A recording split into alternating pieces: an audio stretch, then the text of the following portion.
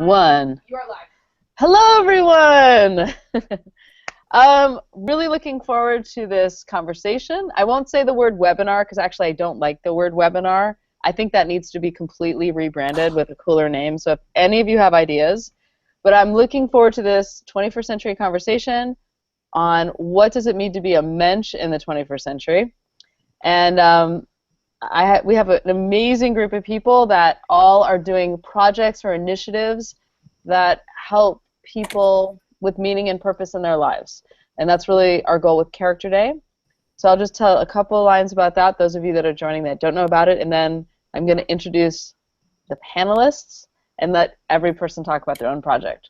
So my name's Tiffany Schlane, and I'm founder of Character Day, and Character Day is in its third year. And it is a global initiative where we make films and feature films and discussion materials around the science of character, what does it mean to be a mensch, and living with meaning and purpose in today's world. The event is September 22nd, which is 16 days away. We have over 48,000 events in 80 countries happening. It's all free. Just takes 2 minutes to sign up, and we have a lot of really exciting things we're rolling out this year, including all these great partners. Everyone on the call is a partner of Character Day, so I want to get right to their cool projects, which really complement and they're really like peer projects to what we're doing. So we wanted to highlight everyone's work so you can find out about that and get involved. So I'll first tell you everyone that's on the panel, and then we'll go individually, and each of them will speak for several minutes about their projects. So we have April Baskin. Is April on? Yeah, there you are. Okay, your video just went off. Vice President of Audacious Hospitality at the Union for Reformed Judaism, and she's going to talk about this new initiative, which sounds amazing. I love the name. Then we have Dina Mann, who's Partnership and Outreach Manager for Reboot. I'm a rebooter. It's been a very important part of my life for the last 14 years. She'll talk about 10Q, which is coming up for high holidays. And then we have David Waxberg, an old friend of mine. He's the Executive Director of Jewish Learning Works, and his colleague, Julie Emden, who directs the Embodied Jewish Learning Initiative, which is so aligned with Character Day. I think one of the most exciting things, I'll just say before we go to everyone, is that I was always interested in, who are we and who we want to be in the world on I think that everyone's interested in that subject. And when I discovered the science of character, which is the neuroscience and social science that backs up a lot of very old ideas about Judaism, I loved learning that. And then when I learned about Musar, which is like the ancient Jewish wisdom around all of this, and it gave me a framework to think about the things I was already doing, like yoga and meditation, but through a Jewish lens. It was really exciting to see what we're going to be featuring of your work at kind of embodied physical learning from a Jewish lens and Midot, which is very cool. So with that, am I missing Laura? Nope, Laura didn't make it. Okay. So I think what we'll do is we're going to start with April. And April, if you could share with us this new initiative. And after everyone is done sharing their projects, we're going to have a conversation amongst ourselves. And if any of you want to tweet questions, you can do it. There's a blue button. Anyone that's tuning in, there's a blue button on the bottom left-hand corner. Or you can tweet questions to us using the hashtag CharacterDay2016. And Elena will be sharing those with me. Okay, so April, take it away. Hi, can everyone hear me? Yes. Wonderful. Thank you for that lovely introduction. I'm so excited to be joining you this afternoon and late morning, depending upon where you are in the world at the moment. So I believe I have about 5 minutes. I've set a timer. I'm a stickler for time. Oh, good, so yes. I will do my best to honor that while also not moving too quickly. So again, my name is April Baskin. I'm the Vice President of Audacious Hospitality at the Union for Reformed Judaism. I've been in this role for about a year, and this is a brand new initiative of the URJ, which leads the largest and most diverse Jewish movement in North America, serving just under 900 congregations. I think we're up to 17 summer camps, and the Religious Action Center.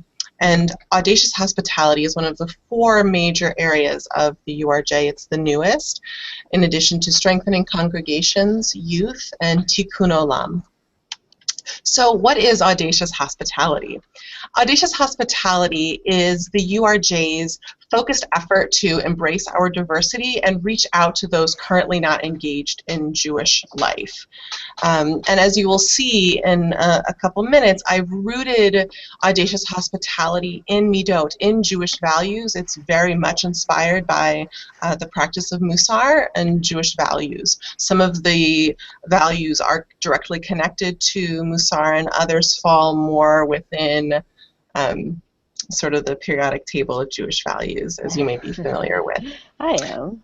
So audacious hospitality, very briefly, is just is a response to 3 overarching trends. One is that as humans in general, and within the Reform movement as well, we tend to think we are more welcoming than we often are in practice as a community. So the first call is what I think a number of people may think what audacious hospitality is about is welcoming. How can we be more just warm and friendly and ensure that people are seen and included and feel a sense of purpose about what they're doing within the community, and that their presence is valued, and not just for numbers, but because they uniquely have something to bring. And then the next 2 trends that audacious hospitality is responding to is that we've had a demographic sea change in Jewish life. Jewish diversity is no longer a wave. It's the ocean of Jewish life.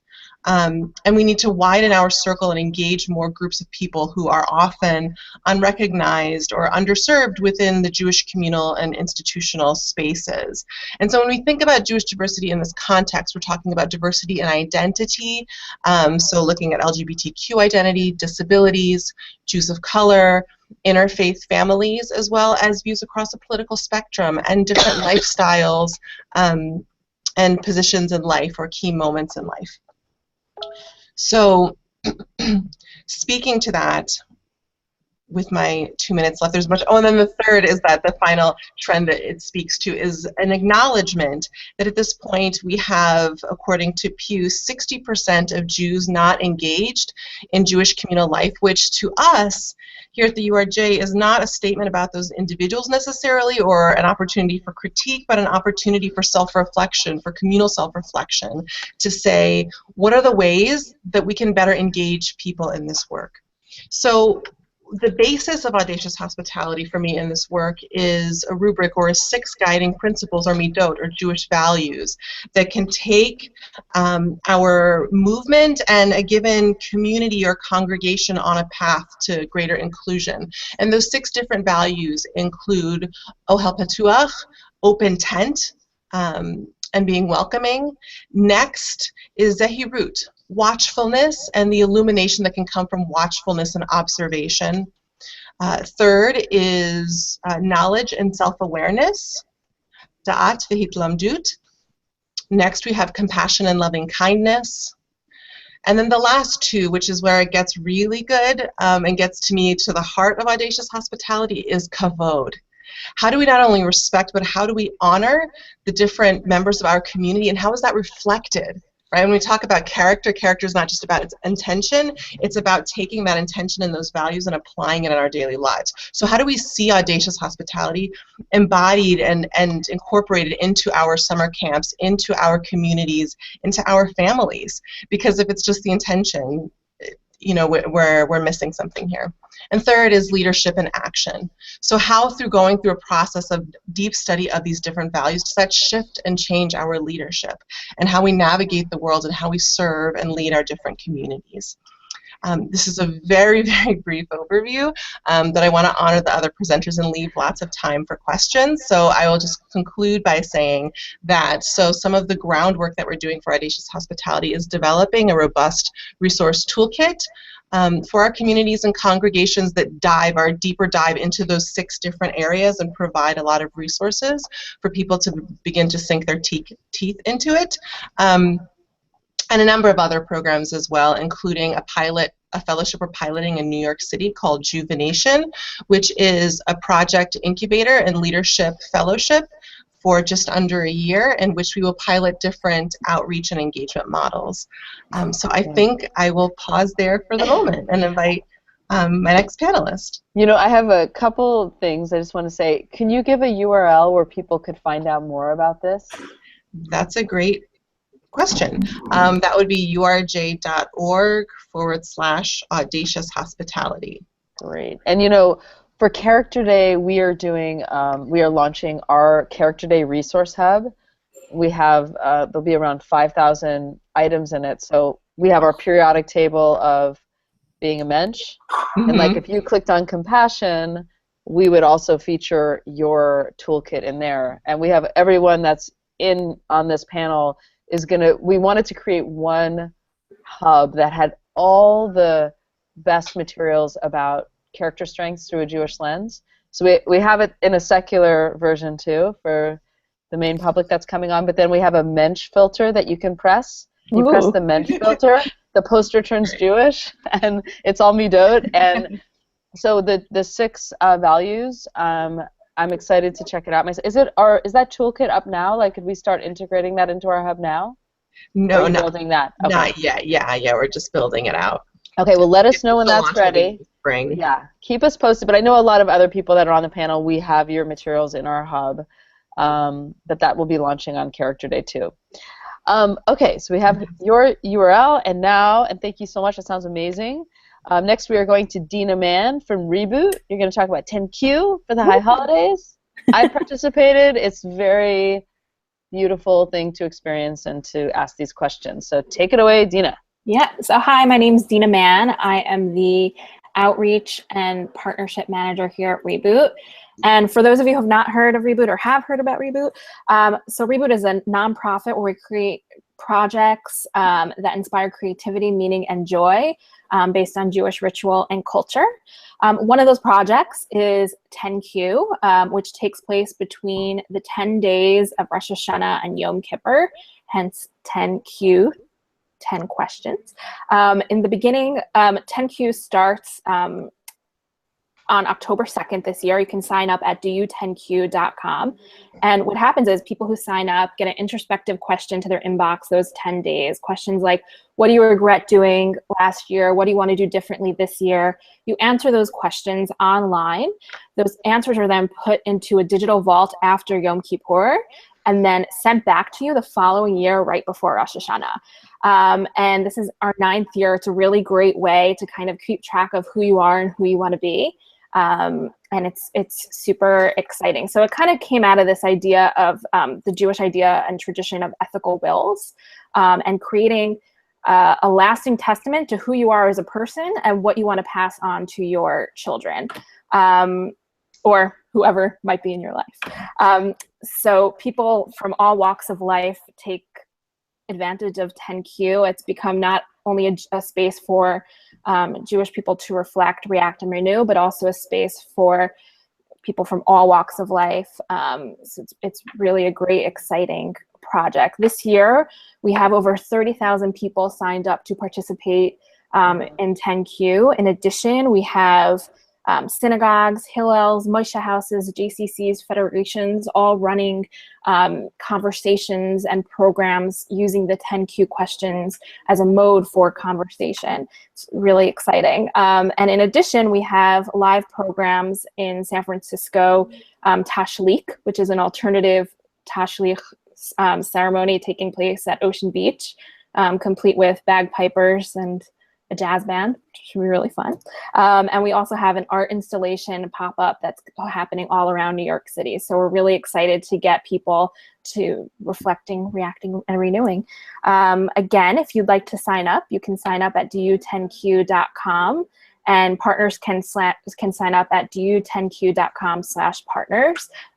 We have a host of materials, including these really great new conversation cards, which I'm kind of obsessed with. It's nice to hold things, don't you think?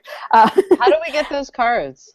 So you can sign up to be a partner, and I can be in touch with you if you're interested in those cards. I respond to all the partner requests. So we like printed things in this digital world.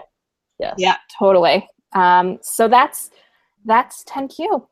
in a nutshell. Thank you. And again, can you give the URL one more time on how people can find out?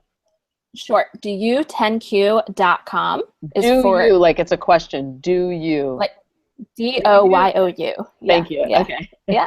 And DoYou10Q.com/partners for. And is there a hashtag? Are you guys also using hashtags?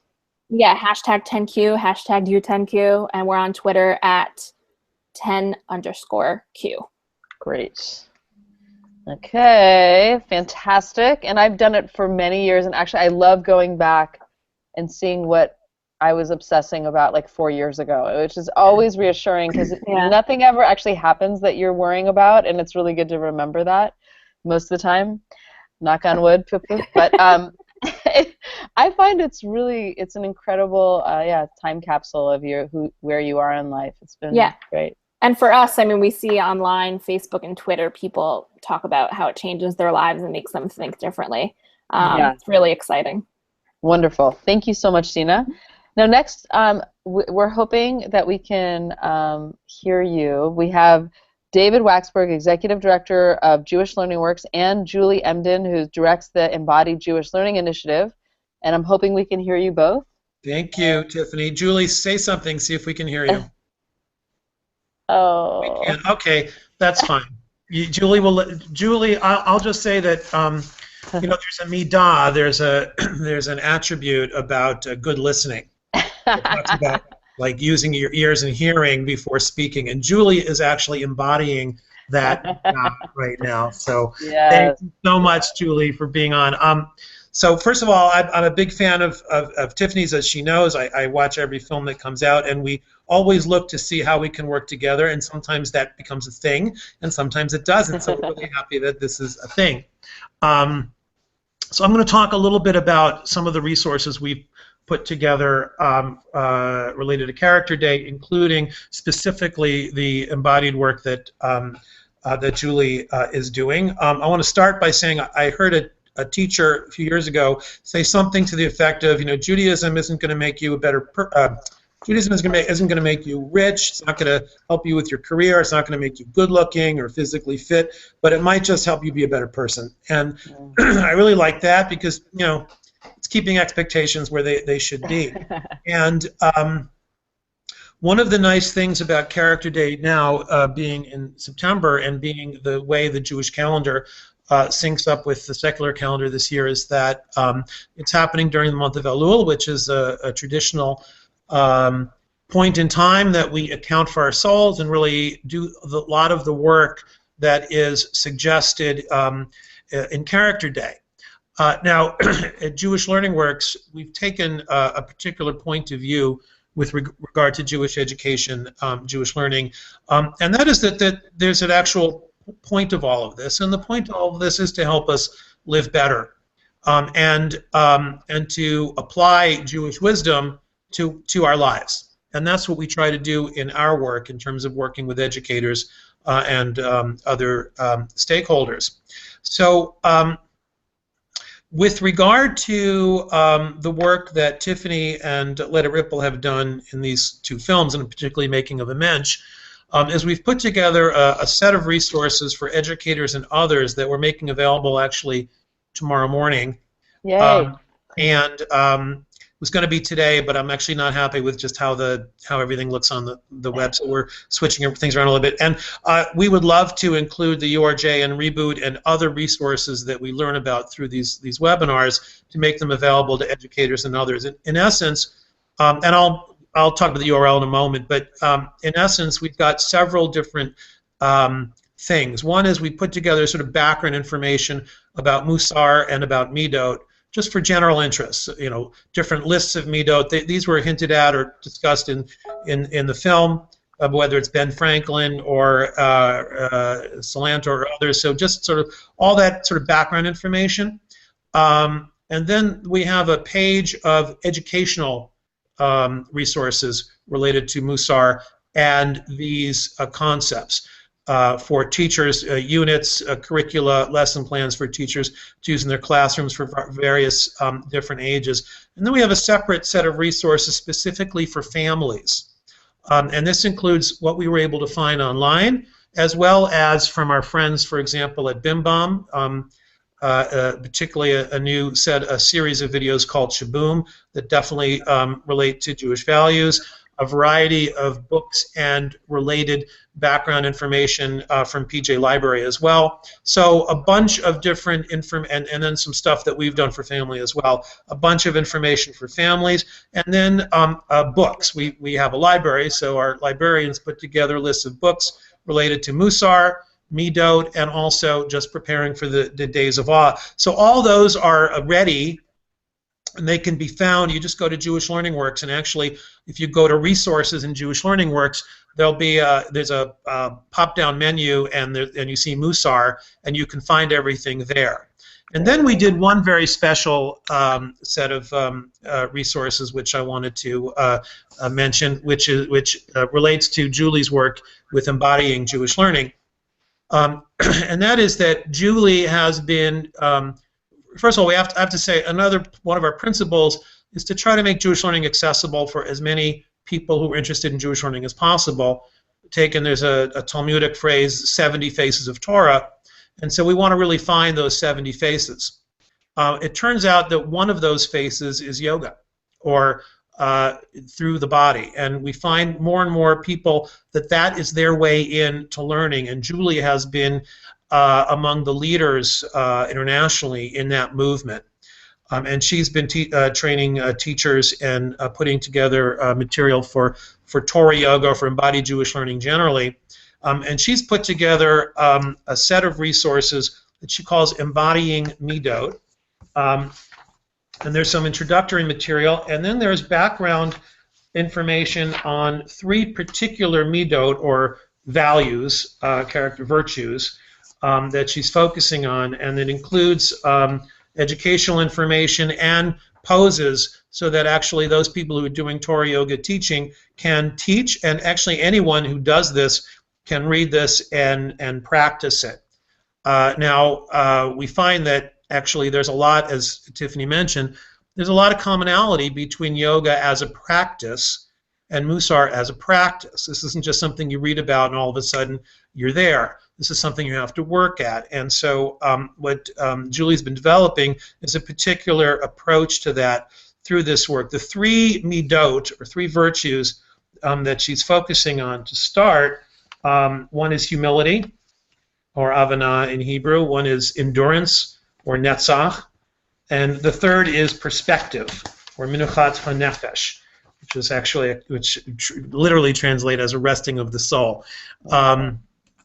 And so what she's put together is some background information about these virtues with some pretty serious Musar learning, and then going into yoga poses and how those poses relate to learning. Those are all up. You can actually, it's cross-referenced on our site. You can go to our site again, jewishlearningworks.org, and there's a section for embodied Jewish learning, which has embodying midot, and you can also find it through the Musar section as well once we have that finished tomorrow.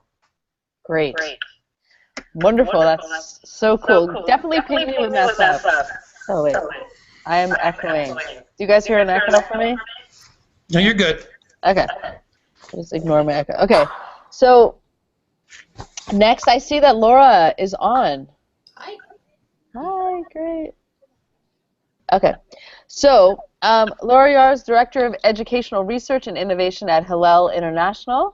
So talk to us about Jewish Sensibilities curriculum and that you're working on and how it relates to Character Day, and we'd love to hear. Absolutely. So hi, it's lovely to meet everyone and be part of the conversation. I want to start by situating myself a little bit in the lives of the 100 or so thousand students who start college every year at somewhere in North America, Jewish college students, I should say. So I sit in the education department at Hillel International. We live in Washington, D.C., but our students physically live at colleges and universities all over the world, and especially in North America. So we at Hillel have a presence at about 550 colleges here in the US, in Canada, as well as in Israel, in the former Soviet Union, in different parts of Europe. Most recently, within the past 2 years, we've opened in Poland and in Germany. And really wherever we have a presence in different ways, we're trying to provide opportunities and services and chances for Jewish learning and growth that enables each and every Jewish college student to enrich themselves and the world with their own commitment to Jewish life, learning, and Israel. So my role as somebody sitting in Washington, D.C., is to support all of the many hundreds, almost 1,000 different Hillel professionals who actually serve our students in a front-facing way on our campuses. They're the ones who are preparing the Shabbat dinners. They're the ones who are helping students with their crises. They're the ones who have actual relationships with students. My role is not to tell them what to do, what to teach. It's to support them and give them resources which are going to enable them to do their work in the deepest and most impactful ways, and also to take initiatives that have been working incredibly well at one particular Hillel and tell the rest of the Hillel world about them. So the Sensibilities curriculum that I want to tell you a little bit about today is an example exactly of that latter case, something that began its life at Kent State University Hillel under the direction of Rabbi Lee Moore, who is our senior Jewish educator at Kent State. And one of the things that Lee noticed in working with her students at Kent State was that in many ways, when students wanted to talk about what it meant to live as a Jew, Jewish life, Jewish values, what made them different from other people, what made the way that they looked at the world different to other people, was that quite honestly, they lacked vocabulary. They lacked the vocabulary to articulate what it is that made them different as Jews and what made their way of looking at the world as Jews different from some of their non-Jewish counterparts, and ways into the tradition that helped them articulate that. So Lee, over time, articulated what she called 10 Jewish sensibilities. And just like Dina, I've got some nice cards.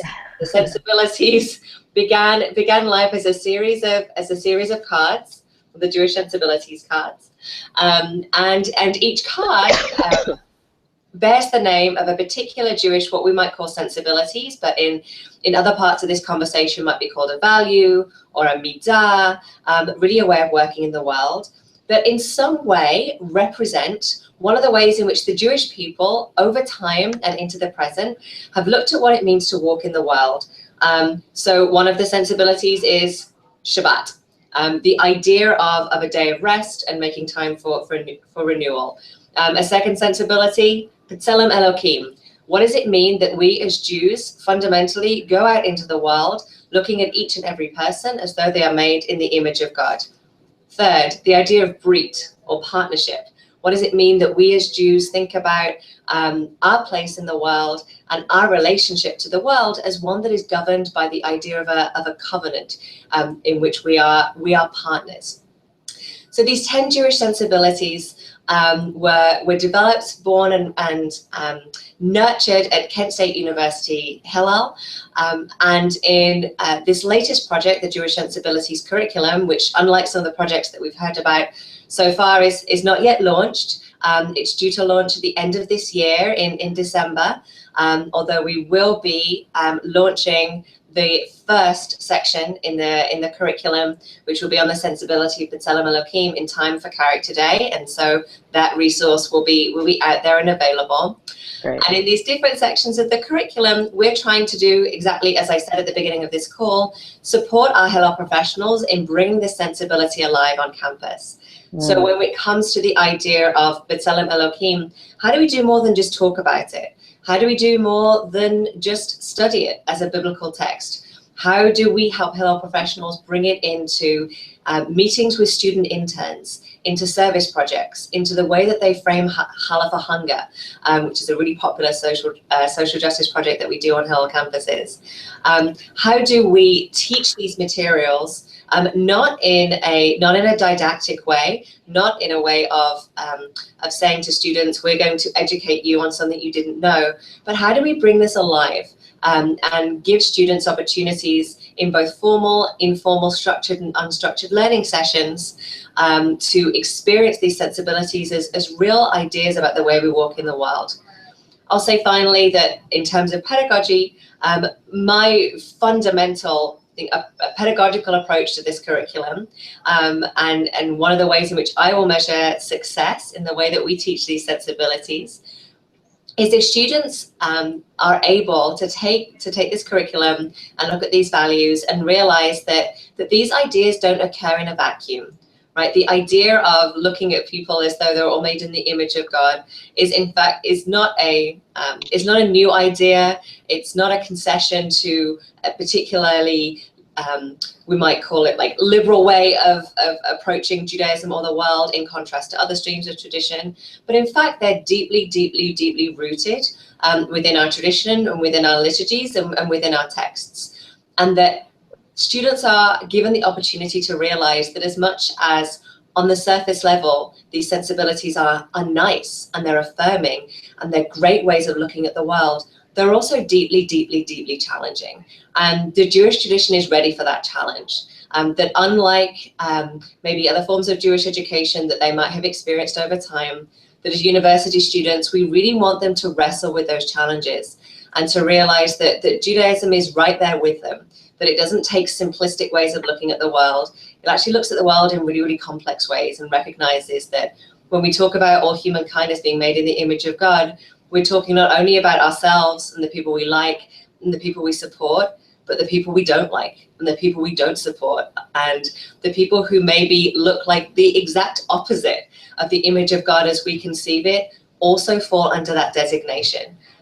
So just to close out, whilst on the one hand, these sensibilities and this curriculum that we're building, I hope adds to this collective project of teaching about values and teaching about midot and increasing the amount of vocabulary that we have within the Jewish world to express ourselves as Jews who have distinctive identities. My goal with our curriculum also is to give students an opportunity to realize that the world is complicated and Judaism is complicated too.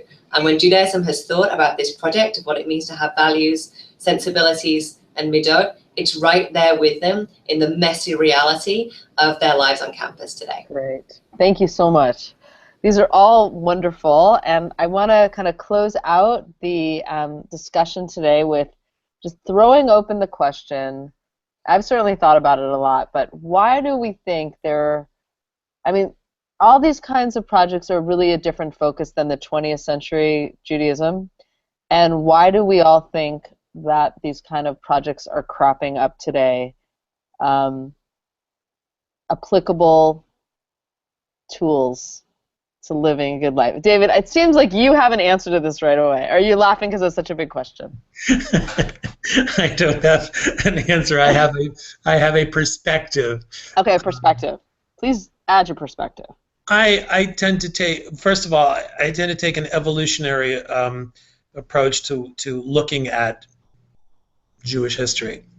And I think that there were about 1,000+ years during which time it was to our benefit in terms of survival to be rather insular, and to be focused on keeping people in who are already in and keeping people who are out, and to sort of hone our own sense of who we were as separate.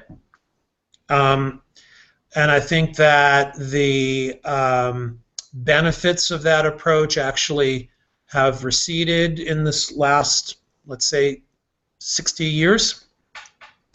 And it takes like any organism, it takes a while to adapt to those new realities. And I think that some of the things that we are seeing, and I think you're a great example of this because you're a synthesizer, so you're looking at lots of different origins of wisdom and trying to sort of put things together, right? And as I mentioned earlier, Julia is doing the very same thing in her own way, with this, Torah yoga.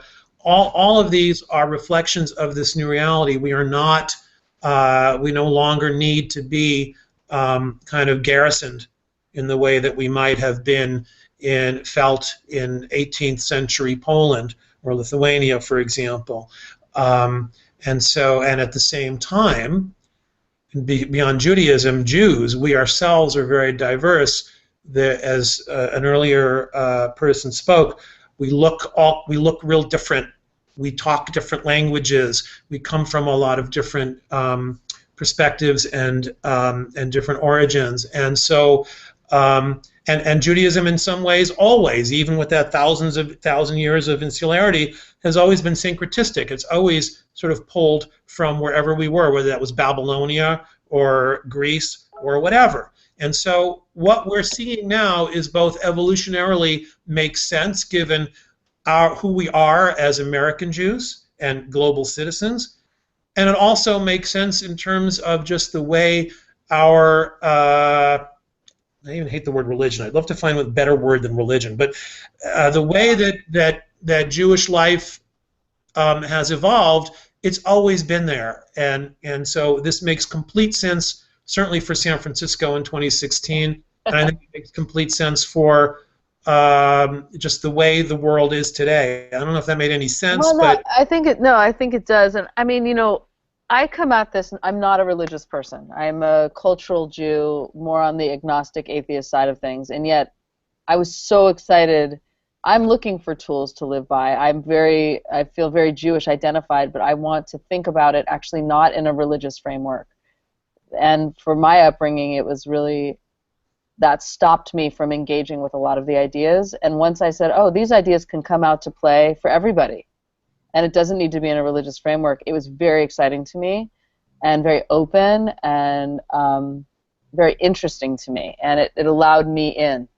So I feel like there are, I mean, with the Pew study, that's 60%. I know a lot of organizations are geared towards engaging the 60%.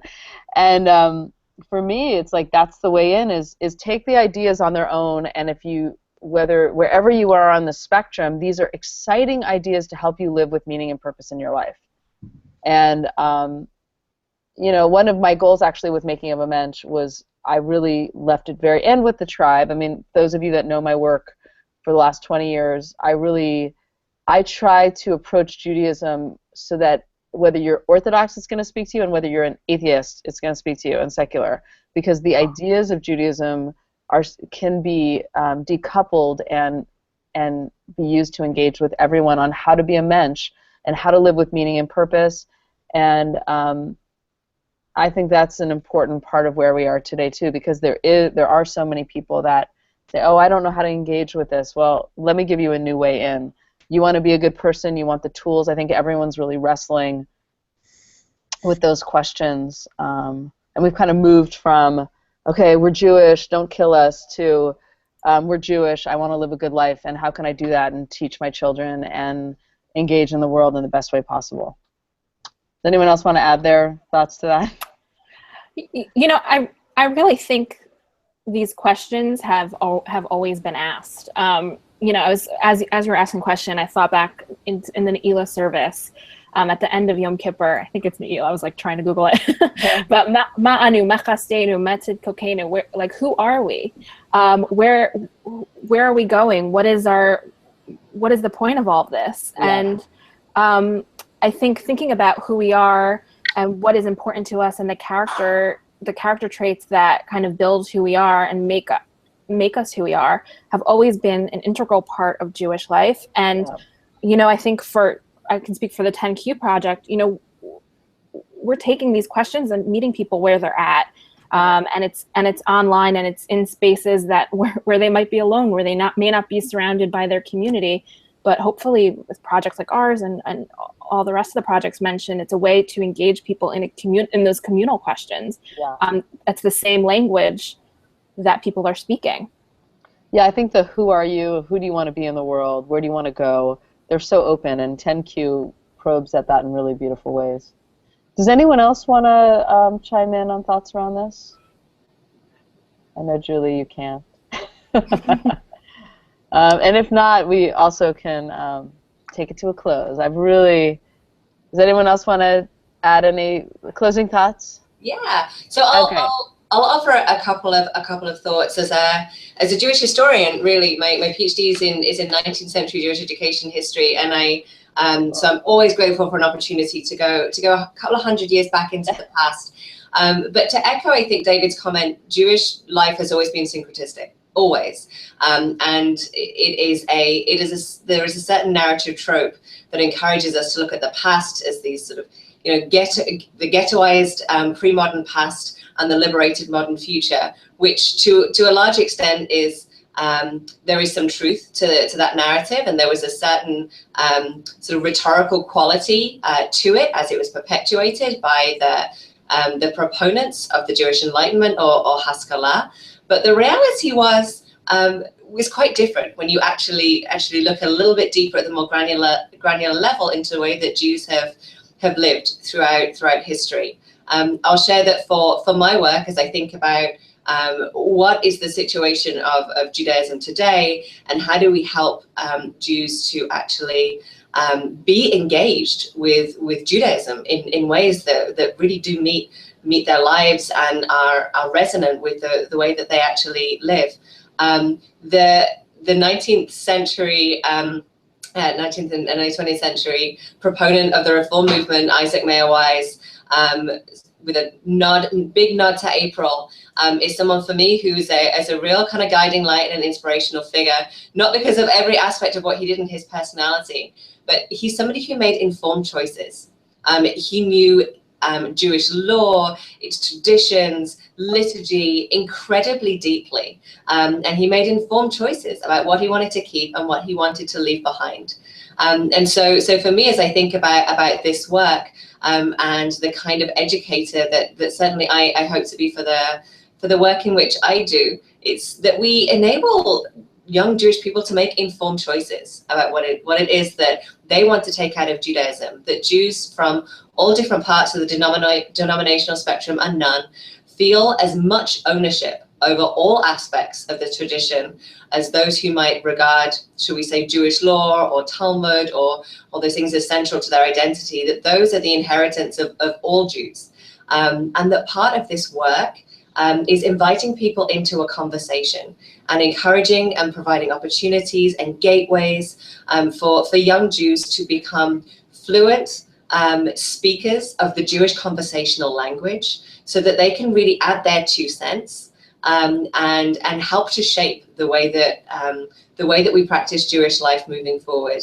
And so I'll say that for me, in response to your question, the goal is less thinking about, like, how do we bring people in and sort of sell them something that they want, that quite frankly they could get from other sources anyway. They don't need to come to Judaism for mindfulness. There are incredible other resources if you want mindfulness out there in the world. The compelling question is, why Jewish mindfulness? Why should the Jewish tradition of thinking about mindfulness have a particular claim on you? Why is it your inheritance? And why is it your responsibility to help us in shaping it?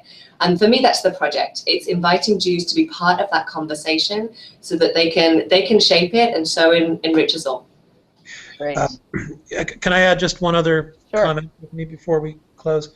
To your question, sort of why this is happening now or the 21st century, I look at this webinar, and so first of all, forget the word. We're having a webinar.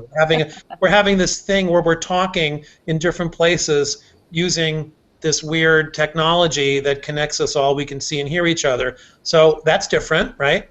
And that has certain implications. But beyond that, there are 5 people plus Julie, and 4 of them are women, and one's a guy.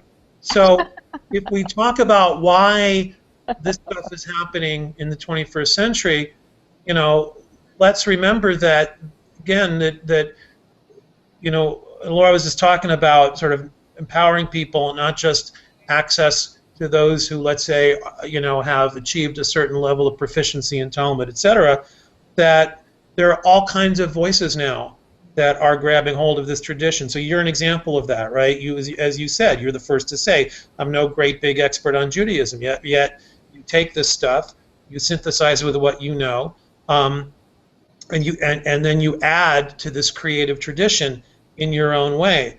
And the more that our community and our tradition opens up in terms of gender, in terms of race, in terms of all sorts of other, let's say pluralisms, for lack of a better word, it enriches the tradition itself.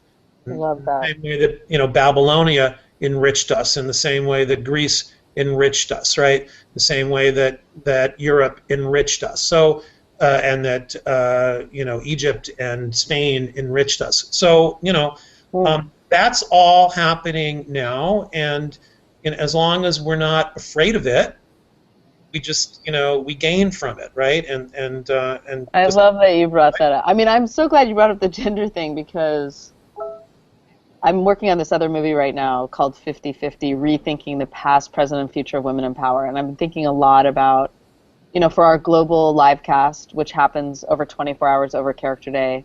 Last year I tried to get 50/50 women and men, and I didn't, and I was really mad at myself. And this year I'm like, I'm getting 50/50.